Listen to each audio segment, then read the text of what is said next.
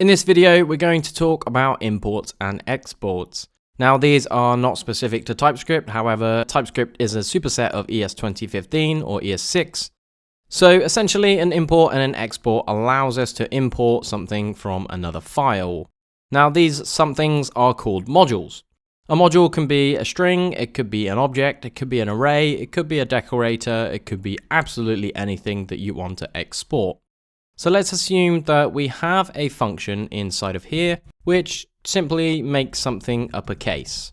In TypeScript, we will then say, we're going to take a string and it's going to be of type string. So this is already introducing you to TypeScript in a function argument.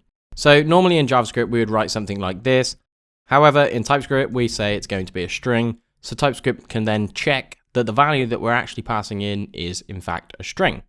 Now, inside of here, what we could do is do return and then str, which is our function argument, and then we can call to uppercase.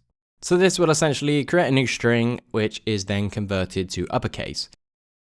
Inside of here, what we might do is let and then my name, and then we can simply do equals Todd. Now we can optionally type this and say it's of type string.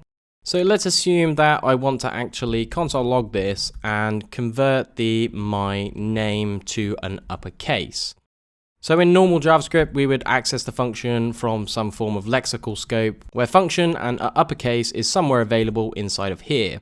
However, with imports and exports, we need to actually tell this formatter to export, and we want to import it into this main. So all we need to do to export is export the function.